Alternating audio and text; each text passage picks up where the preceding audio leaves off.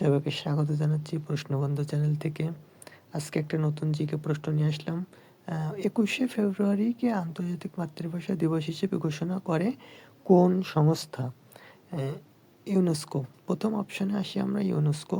UNESCO হচ্ছে জাতিসংঘের একটি সংস্থা। ফ্রান্সের প্যারিসে এর সদর দপ্তর অবস্থিত।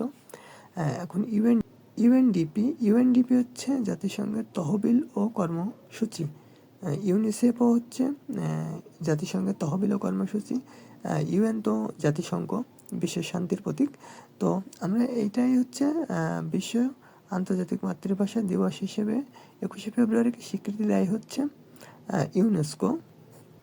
আমরা পরের প্রশ্নটা যদি একটু দেখি, কোন বীরশ্রেষ্ঠের সমাধি পাকিস্তানের করাচিতে ছিল?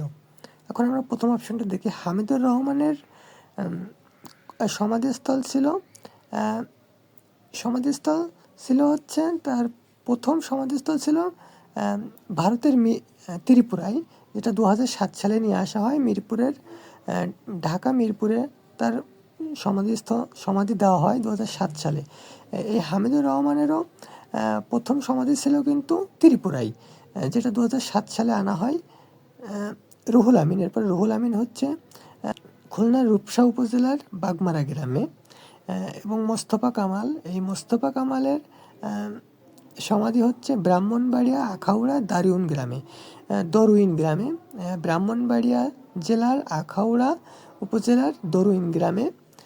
এবং এই ফ্লাইট ক্যাপ্টেন মতিউর রহমানের সমাধিস্থল ছিল হচ্ছে পাকিস্তানের করাচি বন্দরের মৌরিপুর মাশরুম ঘাঁটিতে। বন্ধুরা, আমার এই প্রশ্নবন্ধু চ্যানেলটা লাইক, কমেন্ট, শেয়ার করে সাবস্ক্রাইব করে আপনারা আমার পাশেই থাকবেন।